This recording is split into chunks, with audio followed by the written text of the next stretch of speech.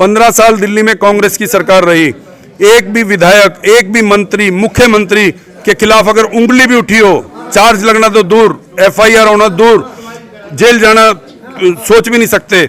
अगर एक के भी खिलाफ कोई चार्ज लगा हो, कोई उंगली किसी ने उठाई हो, और इसके हर मंत्री पे, हर विधायक पे खुद ये जेल जाकर आए हैं।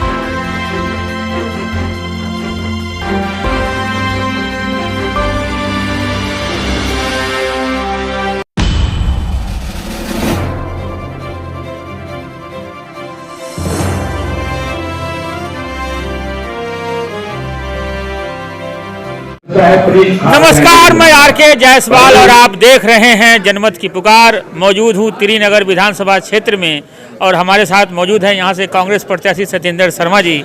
सत्येंद्र शर्मा जी, आज काफ़ी लोग आपको यहाँ पे आशीर्वाद देने आए, क्या कहेंगे?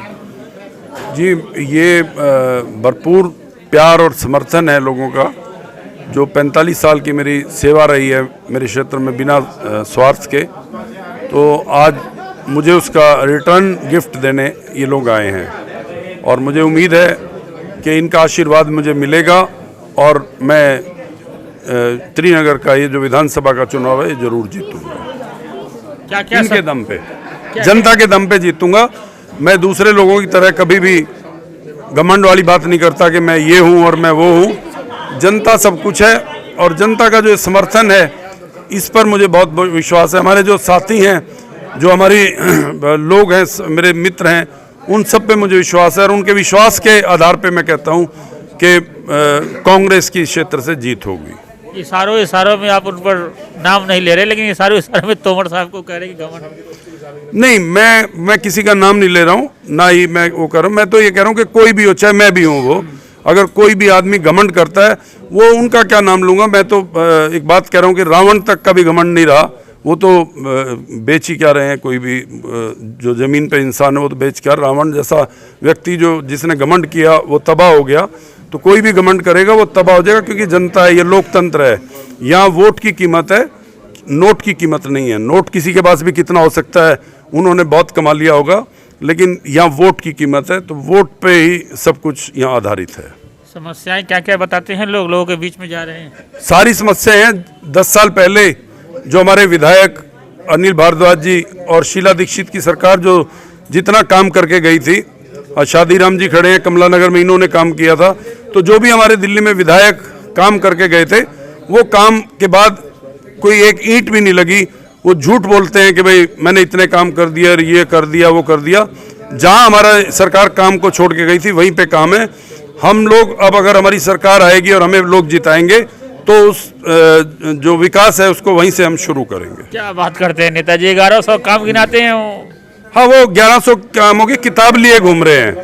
1100 कामों की किताब लिए घूम रहे हैं, वो किताब में ही काम है। काम जमीन, अगर एक बार बताओ, दिल्ली में ही पूरे 1100 काम नहीं हुए। एक छोटा सा विधानसभा क्षेत्र जिसमें 1100 काम हो जाए तो चमन बन जाना चाहिए था। तो आप सब देख रहे हैं, आप पत्रकार हैं, आपने भी देखा होगा कि दिल्ली को उन्होंने स्लम बना दिया है। और जो 1100 कामों की बात कर रहे हैं, हाँ, कमीशन जरूर पूरा लिया होगा, क्योंकि उससे उन्होंने बहुत बड़े बड़े धंधे कर लिए हैं। गांव में बहुत बड़े उनके गोडाउन है, कोल्ड स्टोरेज बना लिए हैं, कहीं बियर की फैक्ट्री लगा ली है, कहीं स्कूल बना लिए हैं। तो उस कमीशन, जो 1100 कामों की कमीशन जरूर ली होगी, लेकिन काम कहीं नहीं हुआ। अच्छा, ये तो बड़े बड़े आरोप लगा दिए। कोल्ड स्टोर भी है। जी, बिल्कुल। आप चाहे तो मैं उनके गाँव में दिखवा सकता हूँ। आप चलिए उनके गाँव में जाके देखिए, अलीगंज के पास उनका गांव है, वहां जाके देखिए क्या क्या उन्होंने किया हुआ है। अभी सारा माल दिल्ली का लगा हुआ है वहाँ पे। हाँ, कहेंगे तो मैं आपको लेके चलूं। पूरी जानकारी है नेता, पूरी जानकारी है। आपको भी है जानकारी, लेकिन आप बोलते नहीं है, पता नहीं क्या दबाव है आप पे। अरे नेताजी, अभी अरविंद केजरीवाल ने प्रेस कॉन्फ्रेंस करके कहा है कि दिल्ली वालों पानी का बिल जो बढ़ा हुआ है मत भरना, हमारे सरकार आते ही फिर से सारे बिल माफ कर दूंगा। नहीं, वो मूर्ख समझ रहे हैं दिल्ली के लोगों को। अब सरकार किसकी है? अब कर दो। बिल भेज ही क्यों रहे हैं वो? तब तो वो खंबे पे चढ़ के बिजली काट दिया करते थे। तब भी कहा था जब शीला दीक्षित जी की सरकार थी कि बिल मत भरना, मेरी सरकार आएगी तो मैं भरूंगा। अब वो क्यों करेंगे दोबारा? जो भी वो कर रहे हैं सिर्फ चुनाव जीतने के लिए हथकंडा है उनका, और चुनाव के बाद फिर वो कहेंगे एलजी मुझे काम नहीं करने दे रहा। आपने पहले भी देखा है कि नहीं? बोलो, आप भी बोलो ना।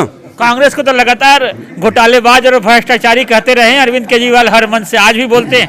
वो सबको कांग्रेस को नहीं, सबको बोलते हैं कि सब भ्रष्टाचारी हैं। केवल मैं कट्टर ईमानदार हूं। 15 साल दिल्ली में कांग्रेस की सरकार रही, एक भी विधायक, एक भी मंत्री, मुख्यमंत्री के खिलाफ अगर उंगली भी उठी हो, चार्ज लगना तो दूर, एफआईआर होना दूर, जेल जाना सोच भी नहीं सकते। अगर एक के भी खिलाफ कोई चार्ज लगा हो, कोई उंगली किसी ने उठाई हो, और इसके हर मंत्री पे, हर विधायक पे खुद ये जेल जाकर आए हैं। शिक्षा का शोर मचाते रहे और घोटाला दारू का कर गए। शिक्षा का शोर मचाते रहे, घोटाला करके दारू का। ये तो इस तरह के फ्रॉड हैं। सारा झूठा काम इन्होंने किया, फर्जी काम है इनकी डिग्रियां फर्जी, इनके विधायक फर्जी। अरे नेताजी, संजय सिंह तो कहते हैं कि भाजपा ने कांग्रेस को खड़ा करवाया है, फंडिंग भाजपा कर रही है। हाँ, नहीं, जब ये पहली बार दिल्ली में चुनाव लड़े थे तो उसका भी बताएं फंडिंग किसने की थी। आपको तो सबको पता होगा कि नंद किशोर जी के पैसे से पहला चुनाव लड़े थे यहाँ के विधायक। तो ये जब दिल्ली में चुनाव लड़े तो किसको फायदा पहुंचाने के लिए लड़े? हरियाणा में अब ये जेल से निकल के आए, जेल से किसने इनको बेल दी? और केजरीवाल जी को हरियाणा में क्यों चुनाव लड़े? गोवा में क्यों चुनाव लड़े? गुजरात में क्यों चुनाव लड़े? पंजाब में क्यों चुनाव लड़े? क्या किसी को फायदा देने के लिए लड़े? लोकतंत्र है, हर पार्टी को चुनाव लड़ने का हक है। हम ये नहीं कहते कि भी उनको नहीं लड़ना चाहिए, चुनाव वो भी लड़े, चुनाव हम भी लड़ेंगे, और जनता जिसको जिताएगी वो जीत जाएगा। पीएम मोदी जी कल क्षेत्र में आए थे, अशोक विहार में। जी जी। 1675 झुग्गी वालों को फ्लैट की चाबी सौंप गए। वो आप नहीं, एक बात बताऊं, आप पत्रकारिता तो करते हैं लेकिन उसको असली वो नहीं ढूंढते, उसके चेक फैक्ट नहीं करते हैं। वो फ्लैट आपने देखे होंगे 10 साल पहले बन के तैयार हो गए थे। हरिशंकर गुप्ता हमारे यहाँ से विधायक थे और कपिल सिब्बल हमारे मेंबर पार्लियामेंट थे। शीला दीक्षित जी के समय में वो फ्लैट बन के तैयार हुए हैं। और केवल वही नहीं, 70,000 फ्लैट बवाना में भी बन के जर्जर हालत में आज। ये चाबी सिर्फ इसलिए नहीं दी इन लोगों ने कि कांग्रेस को इसका क्रेडिट मिल जाएगा। तो मोदी जी का तो आपको पता ही है, उनकी जुमलेबाजी की आदत है। जब भी चुनाव आते हैं तो अभी पीछे देखा होगा आपने, बड़ी धुंध पड़ रही थी। वो धुंध आकाश से नहीं थी बल्कि मोदी जी के जुमलों की धुंध थी। वो चर्चा तो हुई कि मोदी जी ने कांग्रेस का नाम तक नहीं लिया इस मन से। नहीं, वो हम चाहते हैं कांग्रेस का नाम भी न लें। ऐसा झूठा व्यक्ति, अगर कांग्रेस जैसी पार्टी जिसने देश को आज़ादी दिलाई, जिसने देश का विकास किया, उसका नाम लेगा तो कोई अच्छी बात नहीं। हम तो चाहते हैं वो नाम ना ही लें तो अच्छा है। पक्का उम्मीद है जीतेंगे क्या? नहीं, मुझे जनता के ऊपर उम्मीद है। मैं उसकी तरह फिर घमंड नहीं करूंगा। मैं जो है ना, वो जो रावण जैसी बात करता है, मैं वो कोई घमंड नहीं करूंगा। मुझे जो लोगों का प्यार है, जो लोग अब दिल्ली में कांग्रेस को याद कर रहे हैं, दिल्ली के विकास को याद कर रहे हैं, मैं कुछ भी नहीं हूं। सिर्फ कांग्रेस पार्टी, उसकी विचारधारा और उसके कामों को लोग याद कर रहे हैं। उस विश्वास पे मैं कह सकता हूं कि दिल्ली में भी कांग्रेस जीतेगी और यहां से मैं भी जीतूंगा। कांग्रेस एकजुट है, एकजुट है। आपने खुद देखा, मैंने आपको इशारा भी किया था। आप ही ने मेरे से एक इंटरव्यू में कहा था कि आपके वो फलाने वो नहीं है, साथ नहीं है। आज हमारे सब लोग हमारे साथ थे और कोई भी ऐसा साथी नहीं हमारा, क्योंकि आपने सुना भी होगा मेरे कैंडिडेचर पे किसी को भी कोई वो नहीं है। सब लोग इस बात को जस्टिफाई करते हैं कि मैं एक छोटे से कार्यकर्ता से शुरू हुआ और आज पार्टी ने मुझे सम्मान दिया है। तो मेरे लिए किसी को भी वो नहीं है। सब मेरा साथ दे रहे हैं, सब मुझे प्यार दे रहे हैं, सब सहयोग दे रहे हैं। सब साथियों का धन्यवाद है। आप लोग हो जो इतनी संख्या में आए। आपने 45 साल का मेरा राजनीतिक जीवन करीब से देखा है। मैंने किसी के साथ कभी हेराफेरी नहीं की, ना किसी को धोखा दिया। यदि मेरे पास कोई साथी किसी भी काम के लिए आया हो, चाहे हम पावर में रहे हो या विपक्ष में रहे हो, हमेशा हमने आपका काम करने की कोशिश की है। इसके गवाह भी आप बैठे हैं।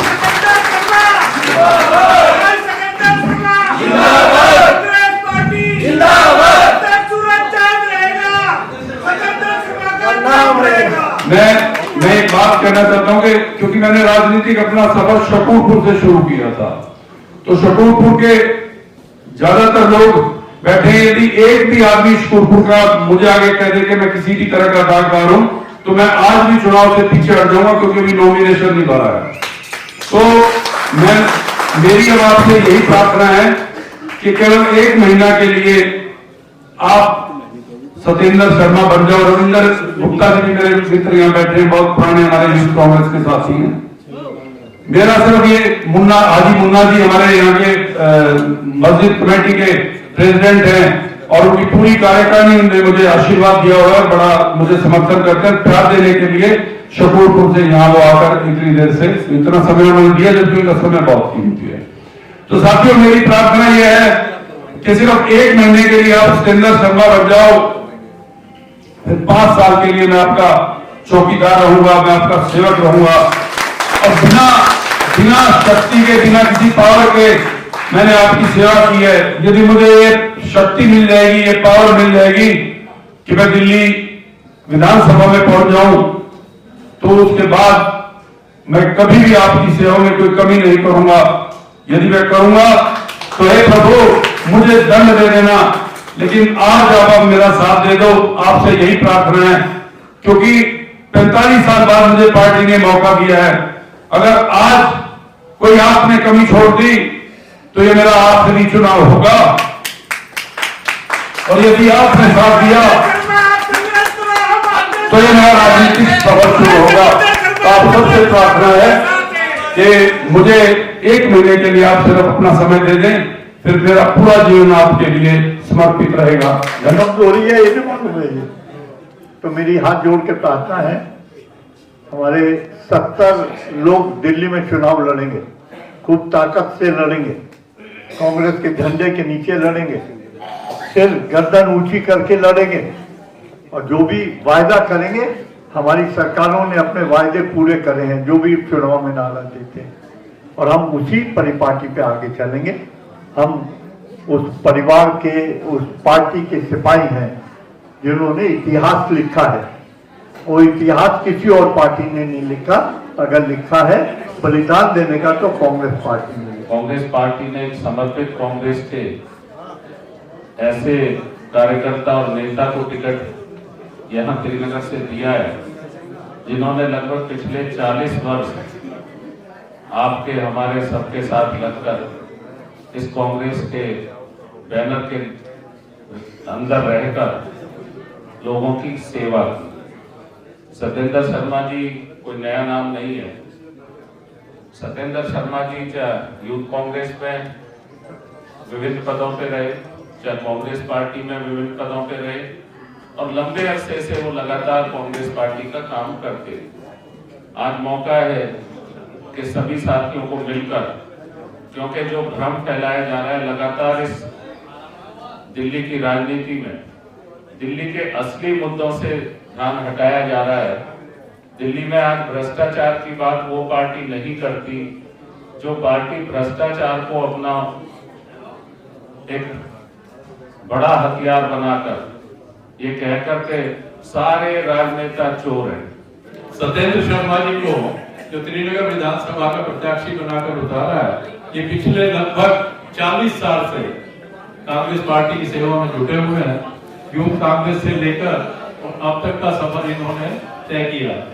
हमेशा कांग्रेस पार्टी के साथ रहे, और मेरे ख्याल से सत्येंद्र भाई 84 में पहली मुलाकात रही जो राजीव जी आए थे शकूरपुर में, तब से और हमारी इनकी मुलाकात है।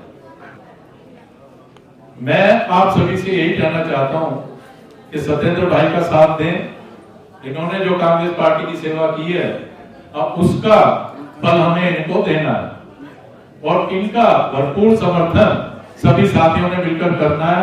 अपने जितने भी यहाँ साथी बैठे हैं फोन के द्वारा, वैसे मिलके इनका साथ देना है और आगे बढ़कर उनको विधानसभा में पहुंचाना है। मैं आपको विश्वास दिलाता हूं, पिछली बार मुझे मौका मिला, 5 साल तक लगातार आपने और मैंने मिलकर जो भी कांग्रेस की जिम्मेदारियां पार्टी की तरफ से मिली या सामाजिक तौर पर पार्टी के अलावा कार्यकर्ता जिन्होंने वोट दिए, जिन्होंने नहीं भी दिए, जो भी जिस विचारधारा के थे, कभी भी आपको और हमारे साथ कभी भी आवाज करी होगी, चाहे वो स्कूलपुर जय जय कॉलोनी का रहा हो, चाहे त्रिनगर का रहा हो, चाहे क्वाड का रहा हो, चाहे महेंद्र पार्क का रहा हो, चाहे राजा पार्क का रहा हो, चाहे रामपुरे का रहा हो, चाहे सुखा पार्क का रहा हो, जब भी आपके पास किसी न किसी उम्मीद के साथ आवाज दी, आप अपने साथियों के साथ हमारे साथ मिलकर उसकी समस्या का हल करने के लिए आप काम करते रहे। कोविड के समय के अंदर कितनी स्थिति थी कि आपके बचने की उम्मीद कम थी, माता जी चले गए, इनको देख नहीं पाए, उसके बाद भी आपने घर से जब भी थोड़ा से ठीक हुए, चाहे मुझे कोविड रहा हो, जबकि साथी को रहा हो, जो आपका एक्सपीरियंस था, आपने टेलीफोन के माध्यम से सबको हिम्मत और हौसला बढ़ाते रहे।